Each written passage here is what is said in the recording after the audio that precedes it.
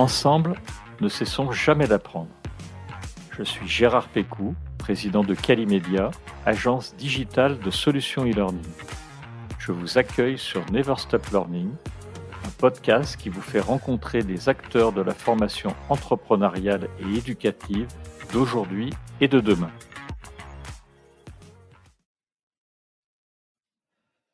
Bonjour et bienvenue à tous nos auditeurs pour ce 33e épisode de Never Stop Learning. Vous êtes de plus en plus nombreux à écouter ce podcast et c'est vraiment un très grand plaisir pour moi de partager avec vous ces rencontres et ces échanges autour de la formation. J'apprends beaucoup et je continue à apprendre des choses intéressantes et très pratiques. Vraiment, merci à tous de faire vivre Never Stop Learning au travers de vos écoutes et de vos retours. Aujourd'hui encore, j'ai à nouveau la chance de recevoir un invité de qualité puisqu'il s'agit de Frédéric Piquet, associé audit KPMG et directeur national de KPMG Academy, une structure indépendante née du géant KPMG qui est le premier groupe français de services pluridisciplinaires, audit, expertise comptable, conseil, droit et fiscalité, qui compte pour KPMG Academy plus de 11 000 collaborateurs répartis dans 238 implantations, mais on reviendra avec Frédéric sur ces chiffres tout à l'heure. KPMG est un géant puisque c'est 32 milliards d'euros de chiffre d'affaires et on le verra pour KPMG, un nombre extrêmement important d'apprenants, de stagiaires formés chaque année avec de multiples sessions puisqu'il y en a plus de 1000. Bonjour Frédéric. Bonjour Gérard. Alors Frédéric, est-ce que tu peux nous partager ton parcours dans les grandes lignes? Comment tu en es arrivé là aujourd'hui chez KPMG? Comment j'en suis arrivé chez KPMG Academy en tant que directeur national? Je dirais que la route a été particulièrement riche puisque j'ai pris ma fonction de directeur national de KPMG Academy en 2017 et au préalable, j'ai commencé ma carrière à Paris et aux États-Unis dans un cabinet concurrent, puisqu'il s'agissait du cabinet Deloitte, où je faisais de l'audit et ce qu'on appelle de la transaction, donc du M&A, achat et vente d'entreprise. Et dès le plus jeune âge, chez Deloitte, j'ai été déjà baigné dans le monde de la formation en tant que formateur interne, puisque j'animais les séminaires de formation pour les nouveaux collaborateurs. Et d'ailleurs, cette première expérience m'a quand même montré l'importance cruciale de la formation professionnelle en entreprise, en l'occurrence au cabinet, pour maintenir l'excellence professionnelle des collaborateurs, des associés, des managers ou des seniors, et permettre dans nos activités de maintenir un niveau de service top level. Après cette expérience en France, à Paris et aux États-Unis chez Deloitte, j'ai quitté le monde du cabinet pour passer 3 ans en entreprise dans un groupe coté en bourse, le groupe Valeo, le groupe dans équipementier automobile, où j'ai exercé le rôle de contrôleur financier d'une division avec, là encore, une expérience très riche au sein de Valeo, en ayant participé à des transferts industriels nombreux et j'ai même été pendant 6 mois directeur d'usine intérimaire, ce qui était une expérience pour quelqu'un qui vient du monde de la finance, ayant suivi une école de commerce, expert comptable diplômé. D'accord. Après ce parcours chez Valeo, je suis allé dans un cabinet d'expertise comptable, cabinet local dans l'est de la France, à Strasbourg, qui était le cabinet leader dans sa région. Et j'y suis allé pour développer les activités de conseil. Et j'avais d'ailleurs, je m'étais promis de ne plus jamais exercer le métier de commissaire aux comptes ou d'expertise comptable. Alors, ça n'a pas tout à fait abouti puisque 4 ans après, mes clients en conseil m'ont demandé pour beaucoup de devenir leur commissaire aux comptes. Commissaire aux comptes. Voilà, donc cette expérience, c'est celle-là qui m'a fait décoller, je dirais, dans le monde de la formation, puisque en l'an 2000, au sein de ce cabinet, on a développé les activités de formation pour les entreprises, formation professionnelle.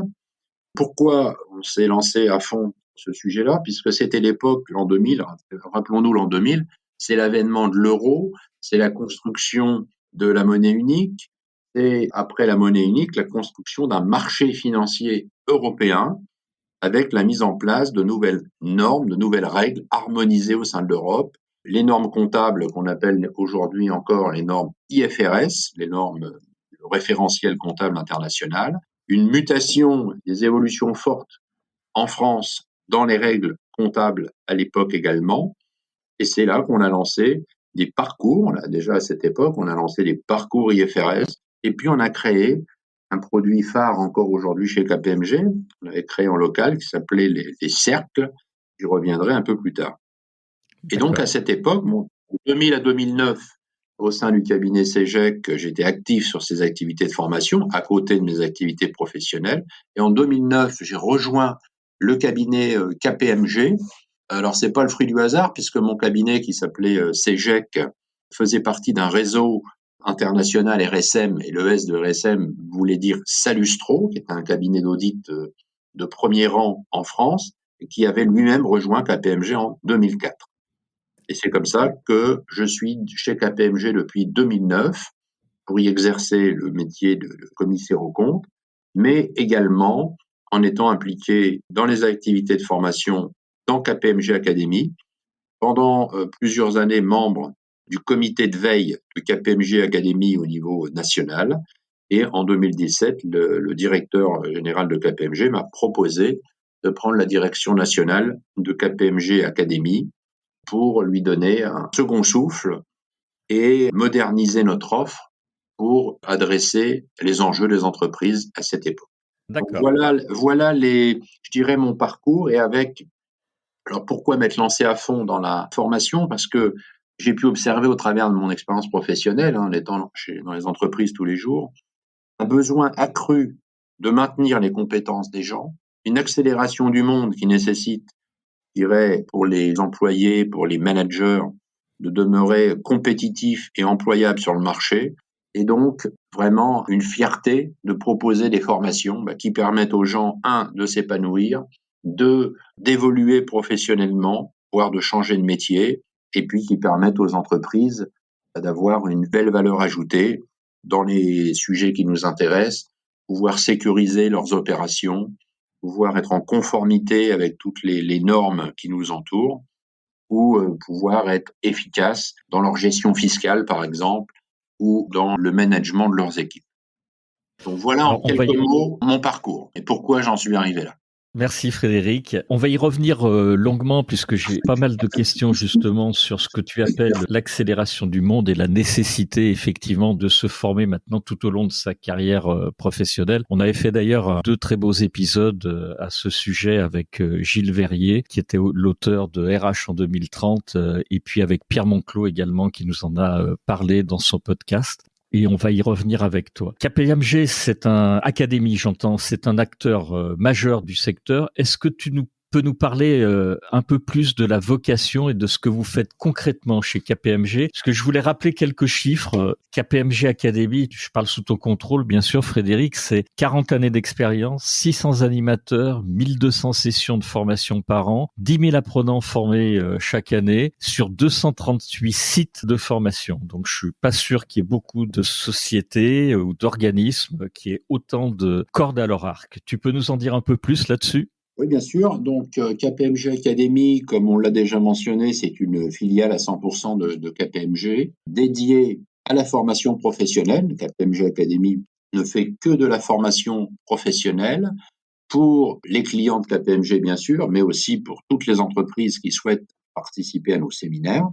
Et chez KPMG Academy, je ressortirai peut-être 4 caractéristiques. La première caractéristique, qui, à mon avis, nous différencie de beaucoup d'acteurs du monde de la formation, c'est que 100%, 100%, je dis bien, de nos animateurs pour les séminaires de formation, mais c'est vrai aussi pour les concepteurs de nos formations, 100% des animateurs et 100% des concepteurs sont des experts de KPMG. Ce sont des professionnels du cabinet, pointus dans leur domaine.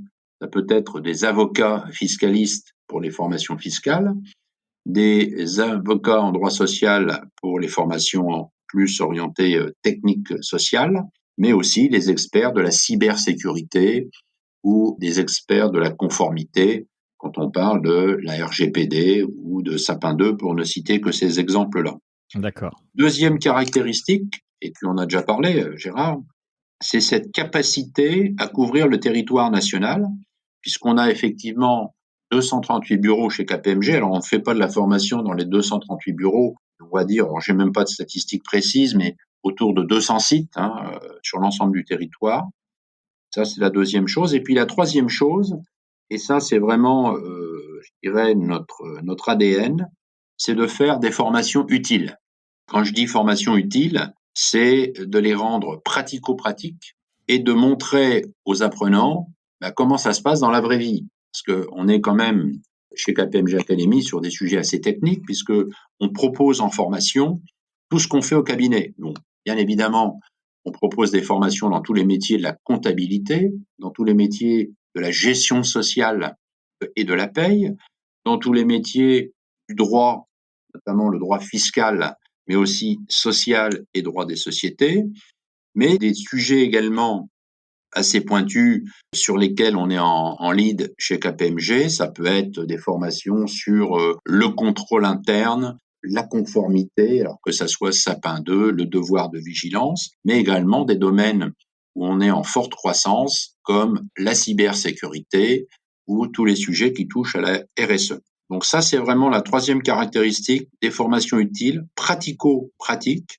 Et comme on dit toujours, notre vocation, c'est de transmettre notre savoir-faire, transmettre notre expérience aux apprenants. Et pour les entreprises, l'intérêt, bien évidemment, c'est un ROI immédiat. Quand certaines entreprises, parfois certains DRH disent j'ai pas de budget, etc. Je dis écoutez, c'est pas une dépense que vous faites, c'est un investissement puisque le retour sur investissement sera quasi immédiat. Et puis la quatrième caractéristique à mettre en lumière, c'est qu'on s'adresse à toutes les entreprises. Quand on reçoit des gens pour nos formations chez KPMG, c'est d'ailleurs comme ça qu'on est organisé chez KPMG, on est organisé par marché chez KPMG, on retrouve ça en formation, puisqu'on a des formations qui sont plus dédiées aux petites entreprises, aux TPE, on a des formations qui sont plus orientées pour les PME et d'autres pour les ETI, et certaines pour les grands groupes, que ce soit le CAC 40 ou d'autres sociétés cotées, avec des problématiques qui les concernent plus particulièrement. Et d'ailleurs, nos catalogues de formation sont totalement alignés là-dessus, puisqu'on a un catalogue TPE, un PME, un ETI grand compte. D'accord. Voilà en quelques mots ce qu'on fait au sein de KPMG, et je reviendrai un petit peu plus tard sur les modalités inter, intra, etc. Voilà, on va en parler. Alors, je voulais signaler que vous aviez un très bel adage que moi j'aime bien, c'est partageons plus qu'un savoir. Et on va revenir effectivement sur les modalités. Comment vous articulez vos formations? Est-ce que vous avez des formations qui sont directement applicables, que vous déployez en présentiel, ou est-ce que vous fonctionnez plutôt de plusieurs façons, avec des formations sur mesure, des formations à la carte, des formations digitales? Là aussi, tu peux nous en dire un peu plus? Ça va m'amener aux modalités et puis avec ce qui se fait aujourd'hui et puis ce qui devrait s'accélérer demain. Alors, de manière assez classique, je dirais comme tous les intervenants du marché de la formation, on propose de la formation inter-entreprise, on met dans une même salle plusieurs entreprises. Et là, pour les formations inter-entreprises, on a des catalogues de formation avec des séminaires, je dirais, assez standards. C'est la formation classique, telle qu'elle existe depuis des décennies. Ensuite, on a les formations intra-entreprises qui représentent une part très significative de notre chiffre d'affaires chez KPMG Academy, qui aura vocation, je pense, à se développer dans le futur encore. Les formations en intra, donc là, on a un expert de KPMG qui vient dans l'entreprise, et avec deux possibilités. Soit on va déployer une formation en utilisant nos supports génériques standards qui existent dans l'entreprise, mais au lieu de faire, je dirais, des exercices ou des cas pratiques qu'on retrouverait dans le support inter-entreprise, là, on va travailler sur la problématique de l'entreprise. On va prendre un exemple. Si on fait une formation en intra-entreprise sur le sujet du contrôle interne, on va utiliser le support du contrôle interne pour faire la formation. Mais au lieu de faire des exercices théoriques, on va pouvoir compléter, par exemple, et là, ça va être une formation intra, donc une formation sur mesure. On va pouvoir faire un atelier de 4 heures en formation avec eux pour voir comment construire la cartographie des risques propres à cette entreprise. Parfois, on peut faire en intra également, c'est ce qu'on appelle les formations actions. On va coupler le support de l'inter, complété par 1, 2 ou 3 ateliers pour entrer dans le détail et adresser les sujets qui concernent l'entreprise. Prenons un exemple très concret. Une entreprise s'interroge pour savoir si elle ne devrait pas changer de référentiel comptable. Elle faisait ses comptes selon les normes françaises. L'entreprise, une ETI, pour prendre un cas précis, une ETI s'interroge et se dit, est-ce que je ne devrais pas passer aux normes internationales IFRS, soit parce que je veux peut-être m'introduire en bourse dans 2 ou 3 ans, soit parce que je dois lever de toute façon des financements des capitaux, soit je discute à l'international avec d'autres entreprises, peut-être pour faire des joint ventures, et quand je leur dis que j'ai mes comptes en normes françaises, ça leur parle pas, donc je vais peut-être les faire en IFRS. Dans ce cas-là, on va faire des ateliers, on peut faire 2 ateliers de 4 heures ou 3 ou 4 ateliers de 4 heures où on va reprendre les normes IFRS, donc la formation standard, mais en cas pratique, on va repartir des comptes de l'entreprise et de ses spécificités pour former les gens sur ces aspects. Donc voilà pour nos formations inter-intra. Ensuite, on a ce qu'on appelle les cercles. Donc là, les cercles, c'est notre produit phare. Nous avons 4 types de cercles. Le principe, c'est simple, c'est 4 jours par an, une journée par trimestre. Le matin, de l'actualité en fonction du cercle, donc de l'actualité. Le midi, un déjeuner, ce qui permet, je dirais, de faire de l'échange, du benchmark avec les homologues des apprenants. Et puis l'après-midi, un thème technique qui est lui-même choisi par les apprenants, puisqu'on les consulte une fois par an pour leur demander les thèmes techniques qu'ils souhaiteraient voir traités dans le cadre des cercles. Alors, ces cercles, le ROI pour l'entreprise, il est plus qu'immédiat, puisque chaque apprenant repart avec un support qui contient toutes les nouvelles évolutions réglementaires, les nouvelles lois, plus la jurisprudence, est animé par des professionnels qui vont leur dire ce qui est important, ce qui n'est pas important, et puis concrètement, comment je fais dans l'entreprise pour le mettre en œuvre. Alors, ces cercles, on en a plusieurs. On a le cercle IFRS qui s'adresse aux sociétés cotées en bourse pour les gens qui sont amenés à faire les comptes en IFRS. Donc là, on est sur un très haut niveau de technicité animé par les professionnels du cabinet qui font partie des fonctions techniques du cabinet et qui sont même membres des organes professionnels, que ce soit l'ISB ou membres de l'ANC en France. Deuxième cercle, le cercle d'actualité comptable, fiscale et finance, qui est un très gros succès, qui s'adresse aux ETI, aux PME, mais qui peut être aussi fait en intra dans un grand groupe parce qu'ils font quand même les comptes en français et ils ont de la fiscalité. Et puis on a le cercle pour les gestionnaires de paie. Donc voilà nos trois points. Et puis quatrième modalité, les e-learning. On a développé une offre de e-learning relativement riche depuis maintenant 24 mois. Et le petit dernier qui vient de sortir, on en pourra en parler un peu plus tard, l'abonnement. Donc là, on propose une modalité de formation assez simple pour l'entreprise. C'est ce qu'on appelle Former Plus. Alors pourquoi l'appeler Former Plus? C'est pour que les entreprises puissent plus former leurs salariés sans dépenser plus. Former Plus, c'est très simple. C'est un abonnement à l'année pour l'entreprise, un prix fixe à l'année pour l'entreprise. Et avec cet abonnement, l'entreprise peut former tous ses salariés à volonté. C'est le principe même de l'abonnement. Donc ça, on y croit beaucoup d'ailleurs pour le futur. Alors ensuite, le présentiel, chez nous, représente une part toujours significative. On est grosso modo à 76-77% de présentiel dans les formations à l'heure où on se parle. D'accord. Et puis le dernier point, c'était peut-être le sens aussi de ton propos sur la formation sur mesure, et ça on le cultive, c'est le développement de parcours individuels. Oui. Ça peut s'adresser pour les groupes qui restructurent dans le cadre de plans de restructuration suite à un PSE, un plan social, quelqu'un qui veut se rediriger vers un autre métier, pourquoi pas, changer de métier, des passerelles, je passe de services achats, commerciaux, administration des ventes à des fonctions comptables, le comptable qui va devenir contrôleur de gestion ou responsable financier. Donc, ces parcours individuels, c'est dans le cadre des reconversions, mais aussi pour faciliter la promotion interne, surtout dans un marché du travail hyper tendu, où les entreprises ont de plus en plus de mal de recruter. Donc, ces parcours individuels, on les construit en utilisant tout ce qu'on a dans le catalogue, mais on va les personnaliser, ce qui fait qu'une personne va pouvoir construire son parcours avec le responsable pédagogique de KPMG pour répondre à ses besoins et à ses souhaits d'évolution professionnelle. J'avais deux questions, Frédéric. La première, c'est que tu en as parlé très brièvement. Vous vous êtes intéressé au digital et dans le parcours, on pourrait se dire KPMG Academy s'est intéressé au digital parce que il y a eu mars 2020, la pandémie, etc. Mais c'est pas du tout le cas parce que vous avez démarré bien avant la pandémie en réalité. Donc j'ai deux questions. Pourquoi KPMG Academy s'est intéressé dès 2019 finalement au digital? Et deuxièmement, comment cette nouvelle offre finalement a évolué depuis la pandémie et la fameuse date de mars 2020? Alors, pourquoi avoir développé le digital? Alors, pour plusieurs raisons. Le constat, on s'en aperçoit notamment dans les grandes villes. Alors, le présentiel plaît beaucoup sur les thèmes qu'on adresse au cabinet, puisqu'on est souvent sur des fonctions support, etc., etc. On est sur des gens qui aiment bien échanger avec leurs pairs, mais il y a aussi la contrainte du transport. Quand on est dans les grandes villes, est-ce que tout le monde a envie de faire 1 heure de transport le matin, 1 heure le soir pour la formation?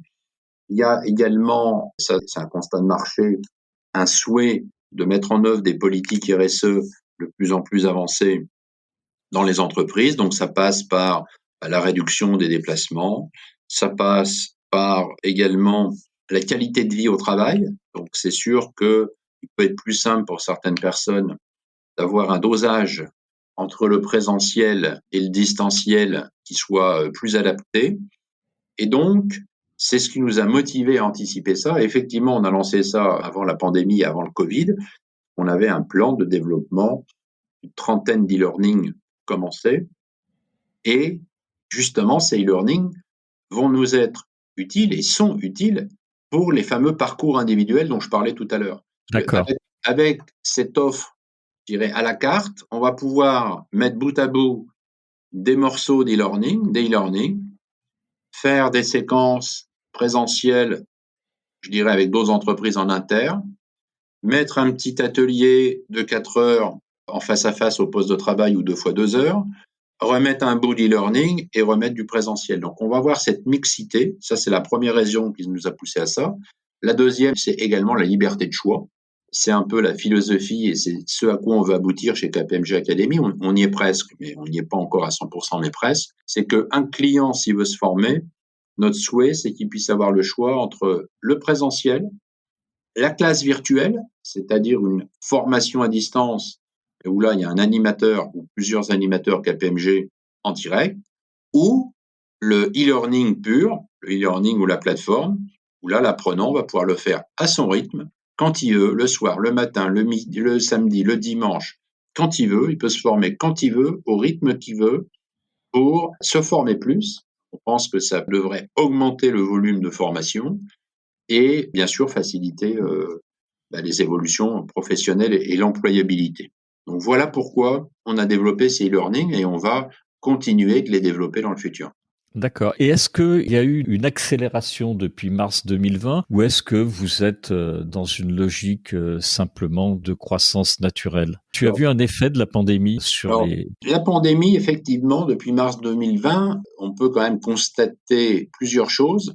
La première chose, si je parle des classes virtuelles, alors il y a beaucoup de gens qui étaient hostiles. On avait des participants, quand on leur parlait d'e-learning ou de classe virtuelle, ils ne voulaient pas trop en entendre parler. C'était plus dans les PME, PMI, ça, les ETI ou dans les grands groupes? Non, c'est plus dans les PME, plus Les dans les PME. PME ETI. Voilà, ils aiment bien venir rencontrer les autres, pouvoir échanger avec eux, etc. Donc il y a surtout cet aspect d'échange D'accord. qui m'en manquait. Alors, en classe virtuelle, on a essayé de recréer cette ambiance. On a plutôt des retours clients très positifs, puisqu'on a des taux de satisfaction qui sont exactement les mêmes en classe virtuelle qu'en présentiel. Et surtout, la pandémie a permis à certains d'y goûter et on a des clients qui avant venaient qu'en présentiel, qui aujourd'hui disent non, moi j'ai découvert les classes virtuelles. Alors je dis pas qu'ils vont faire que de la classe virtuelle, mais quand avant ils faisaient 100% de présentiel, peut-être qu'aujourd'hui ils vont faire moitié-moitié. Et puis quand ils souscrivent à nos abonnements, ils en profitent aussi pour se former plus, ce qui est l'objectif, où ils font de la classe virtuelle, du e-learning et du présentiel. D'accord. On voit un changement quand même de comportement, plus parce que certains, c'est toujours pareil, hein, ils avaient des a priori, ils pensaient que c'était pas assez interactif. Or, un e-learning, une classe virtuelle peuvent être bien sûr interactifs et c'est comme ça qu'on essaie de les concevoir. Alors, le deuxième point qui accélère ça, c'est aussi la volonté qui s'accélère également dans les entreprises de mettre en œuvre des politiques RSE. Et dans Oui. le cadre des politiques RSE, ça y contribue bien sûr, de réduire les déplacements, de faire du Bien e-learning, sûr. de faire de la classe virtuelle, etc. Alors, j'ai une question, on va revenir presque au tout début de l'épisode, mais elle est importante. Comme je te l'avais dit dans un de nos épisodes précédents, on a vraiment longuement parlé de l'évolution du besoin des compétences. C'était dans l'épisode avec Gilles Verrier, que j'ai déjà cité, qui a écrit un livre, Les RH en 2030, qui est un livre de prospective sur ce que pourrait devenir la formation Horizon 2030. Et tu l'as évoqué toi aussi, tu dis que il faut être en quasi apprentissage maintenant quasi permanent parce que le monde évolue à toute vitesse. Et je voulais savoir comment finalement vous arrivez chez KPMG à identifier les thèmes susceptibles de répondre aux besoins de vos apprenants et comment vous arrivez à créer tout ce contenu parce que vous avez un catalogue somptueux. Alors, pour identifier les thèmes porteurs, je dirais il y a plusieurs points d'identification. Alors, une fois par an, on fait déjà une enquête auprès de nos clients KPMG Academy, uniquement pour les membres des cercles pour l'instant, mais on envisage de l'élargir. Donc, on demande tout simplement aux clients quels seraient les thèmes que vous souhaiteriez qu'on aborde l'an prochain dans le cadre de l'offre de formation. Et on a des remontées, et puis on demande ça également à nos animateurs. Les animateurs qui sont en contact avec les apprenants, on a la remontée de terrain. Avec ça, ça nous donne toujours une liste assez fournie de thèmes. La deuxième chose, on fait des études au niveau de KPMG, alors soit au niveau national, soit au niveau international, sur, je dirais, tout ce qui bouge dans le monde, comment évolue le monde, que ça soit en matière de RSE, de conformité, d'anticorruption, de pratiques managériales, de digitalisation. Donc toutes ces études KPMG nourrissent, je dirais, l'offre du cabinet KPMG en général. Et comme je l'ai dit en introduction, on ne fait que reprendre chez KPMG Academy ce que l'on fait au sein du cabinet. Donc, D'accord. je dirais toutes les thématiques en croissance ou en vogue, on va les reprendre pour identifier. Prenons 2-3 exemples très très concrets. Il y a aujourd'hui toute une législation nouvelle autour du RSE avec la notion de taxonomie verte, d'information extra-financière, avec un environnement, y compris donc chez les financeurs, de plus en plus exigeant dans le domaine. Voilà comment on identifie les sujets de demain. On a un autre sujet, la facturation électronique. En 2024-25 en France, il sera obligatoire d'avoir Ah oui, que des facturations électroniques. Alors, c'est très compliqué au niveau fiscal, etc. Là, on a monté une formation, 4 heures, sur la facturation électronique, qui peut être complétée par une formation en atelier, une formation en intra pour aller plus loin sur le projet de l'entreprise.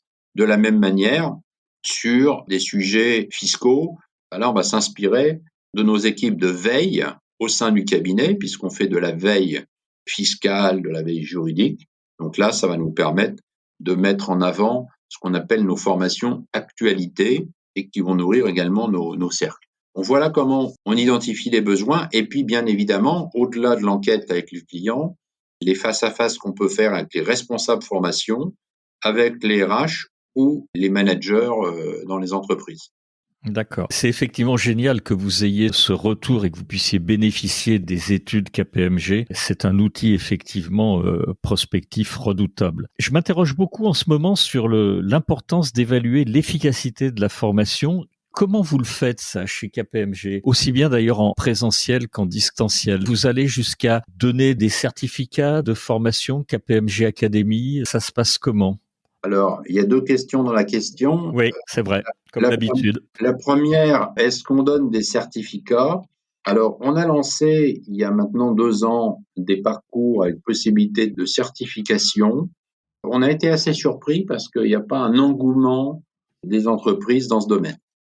Alors, ça, c'est la première chose. Maintenant, il y a tout ce qui est CPF. Oui, bien sûr. À l'heure où on se parle, on n'a aucune formation qui est éligible CPF. On va déposer nos premiers parcours, 2 très exactement, dans le domaine de la comptabilité et de la finance. Ils vont être déposés ce mois-ci, mais je dois dire que c'est un peu démoralisant, voire décourageant, toute l'énergie qu'il faut mettre pour être éligible CPF, puisque là, je suis en train de parler de 9 mois depuis qu'on a commencé. On a Pour 2 des ambitions parcours? pour 2 parcours. On a des ambitions pour en lancer d'autres. On en a beaucoup là en réserve, mais ça demande une telle énergie, une telle bureaucratie, avec un taux de rejet de la part de France Compétences pour l'acceptabilité des parcours, qu'on pense vraiment que le gouvernement, enfin les législateurs, devraient quand même peut-être revoir les modalités, parce qu'on souffre quand même d'une certaine bureaucratie dans ces processus d'éligibilité. Ça ne nous empêche pas. Et vous êtes KPMG, donc j'imagine que des organismes de formation plus petits, ça doit être un cauchemar. Voilà, donc ça nous paraît quand même assez surprenant de devoir passer beaucoup de temps à justifier de l'utilité de formation comptable ou de gestionnaire de paye, alors qu'on est sur des métiers en hypertension. C'est vrai. Et que quand on va dans les entreprises tous les jours, il suffit de demander à n'importe quel DRH s'il arrive à recruter quelqu'un pour faire la gestion de paye, il vous dit c'est un cauchemar. Alors, j'ai pris cet exemple, mais il y en a d'autres. Si vous voulez recruter dans les métiers de la cybersécurité, ça va être la même chose. Et sur un certain nombre de métiers et de compétences en matière de veille et de conformité, c'est la même chose. Donc, ces parcours, bien sûr, on va les proposer éligibles CPF, les 2 dont je parle. On voudrait en relancer 7 ou 8 autres cette année. D'accord. Et alors, qu'ils soient CPF ou pas CPF, de toute façon, nous, on peut les certifier au sens diplôme KPMG. Donc, avec un examen qui permet également aux candidats de mettre ça sur leur CV s'ils sont en évolution professionnelle. Et on pense que l'examen KPMG, avec la marque KPMG C'est et clair. le sérieux, a une valeur en termes d'employabilité sur le marché. Je confirme. On va arriver au bout de ce podcast, Frédéric. J'ai 2 dernières questions. Pour la post-formation, est-ce que vous avez quelque chose, vous accompagnez vos apprenants après la formation? Alors, tu nous as parlé des cercles, qui est une manière probablement d'accompagner toutes les formations que vous donnez pour aller plus loin, pour partager de l'information entre pairs, par exemple. Est-ce que vous avez d'autres modalités? Vous allez en avoir d'autres? Alors, en fait, on a fait appel à un prestataire externe, une société qu'on utilise d'ailleurs pour faire les évaluations dématérialisées de nos formations. Cet acteur est assez connu, c'est la société Formatrice. Et ils nous ont proposé, et c'est ce qu'on utilise depuis plusieurs années, ils ont un système de coaching digital qui s'appelle Phil, qui permet, alors c'est pas nous KPMG Academy qui faisons le suivi individualisé parce qu'il y aurait un coût et les entreprises ne sont sans doute pas prêtes aujourd'hui à le payer, ce suivi. Mais par contre, quand il y a un apprenant qui vient faire une formation chez KPMG Academy, il peut bénéficier de ce coaching digital qui s'appelle Phil, qui retrouve avec le lien Formatrice. D'accord. Et le principe est le suivant, c'est que dans l'entreprise, l'apprenant, il y a un coach ou un parrain, appelons ça comme on veut, qui lui est désigné dans l'entreprise pour mesurer ce qu'il a appris lors de la formation, comment il met en œuvre, et est-ce qu'au quotidien dans son travail, ça a amélioré la qualité de son travail, l'efficacité de son travail, etc. Donc voilà l'outil qu'on utilise aujourd'hui, mais qui, pour être tout à fait transparent, on pensait que ça serait un plus indéniable dans le choix des prestataires de formation, mais on ne rencontre pas un engouement fort des entreprises pour l'utilisation de cet outil. Mais je pense que ça viendra, Frédéric. Le constat aujourd'hui, il est celui-là. Mais je pense que les entreprises, elles vont s'intéresser finalement à tout ce qui est post-formation et être certain que finalement, quand on apprend des choses aux apprenants, bien, il en reste quelque chose, que c'est ancré dans la mémoire. Et je pense que c'est l'un des probablement futurs de la formation. Ça m'amène à ma dernière question, puisque on arrive, comme je l'ai dit, à la fin de ce podcast. J'aimerais bien avoir ton avis sur le futur de la formation. Comment toi tu le vois ou comment KPMG voit le futur de la formation? Alors nous, on pense vraiment, c'est notre conviction, et c'est comme ça qu'on oriente d'ailleurs notre offre. J'allais dire, je pourrais résumer en 3 points. La formation, elle va être de plus en plus individualisé et personnalisé. Pourquoi ça? Parce que le monde s'agite, le monde s'accélère. On est dans la société avec les réseaux sociaux, etc., où ça doit aller vite, où ça change souvent. Des parcours individualisés, construits à la carte. Et donc là, comme je l'ai dit, on peut à partir de toutes les unités de compétences qui existent et les modules qui existent, on peut totalement les personnaliser, et à la fois dans le contenu et dans les modalités, puisque à chaque fois, les gens pourront faire du présentiel, du e-learning, de la classe virtuelle, etc. Ça, c'est la première caractéristique une individualisation et de plus en plus de parcours individuels à la carte. Le deuxième point, bien sûr, c'est la digitalisation, les formations hybrides, avec certes un recours plus important au digital, e-learning ou classe virtuelle, mais on aura très probablement beaucoup de formations hybrides avec, je dirais, la partie théorique traitée au travers d'e-learning ou d'une classe virtuelle rapide pour aller droit au but, à l'essentiel, ce qu'il faut acquérir, ce qu'il faut savoir, sans faire de grands détours, etc. 4 heures de classe virtuelle grand maximum, ou du e-learning, ou plusieurs petits e-learning, plus exactement, pour apprendre cette théorie, complétée par des ateliers très pratico-pratiques, formation-action, avec un retour sur investissement de la formation visible et immédiat. Et puis, troisièmement, dans le futur, c'est aussi ce qu'on observe dans la société, ces formules d'abonnement. Je m'abonne pour la musique, je m'abonne pour les films, je regarde mes séries, je prends mon abonnement. J'ai pas de surprise, il y a un prix fixe. C'est pour ça qu'on a lancé Nous former plus, et on en développera sans doute d'autres, des formules d'abonnement. On imaginait une quantité assez impressionnante en fonction des abonnements qu'on veut souscrire. Cette formule d'abonnement, elle a un grand mérite. C'est que, il n'y a pas de surprise, soit pour l'entreprise, soit pour l'apprenant. Peut être quelqu'un en reconversion qui a Pôle emploi ou qui va souscrire un abonnement par ce biais. Donc, formule d'abonnement, un prix unique. Donc, il n'y a pas de surprise.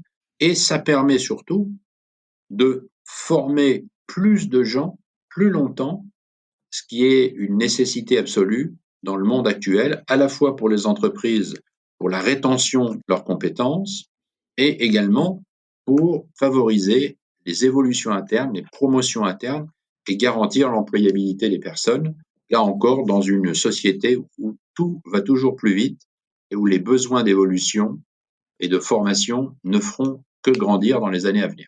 Je suis complètement d'accord avec cela, et ça fait là aussi écho à plusieurs épisodes qu'on a pu faire, notamment avec Philippe Lacroix de la société Ildi sur la formation hybride. Un très grand merci Frédéric pour ton témoignage. Merci pour le regard que tu nous as permis d'avoir sur un grand organisme de formation comme KPMG Academy, de nous avoir ouvert les portes de cet organisme, puisque vous êtes un acteur très très important donc du paysage de la formation. Donc, merci pour cela. Je voulais également remercier nos auditeurs qui sont allés avec nous jusqu'au bout de ce podcast. Merci pour votre écoute. Et puis, je te souhaite une bonne continuation, Frédéric. À très bientôt. Et je donne rendez-vous à nos auditeurs dans 15 jours pour un prochain podcast. Merci, Frédéric. À très bientôt. Au revoir.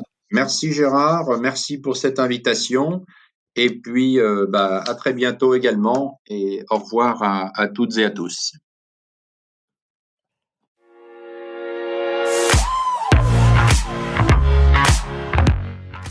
Vous êtes arrivé à la fin de cet épisode.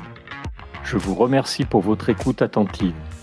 Si l'épisode vous a plu, partagez-le auprès de votre entourage et donnez-lui une bonne note suivie d'un commentaire sympathique pour nous aider à grimper dans les classements. Je suis Gérard Pécou, président de Calimedia. Si vous cherchez une solution e-learning, rendez-vous sur calimedia.fr. Notre équipe vous accompagnera avec un très grand plaisir. Nous nous retrouverons dans le prochain épisode de Never Stop Learning pour qu'ensemble, nous ne cessions jamais d'apprendre.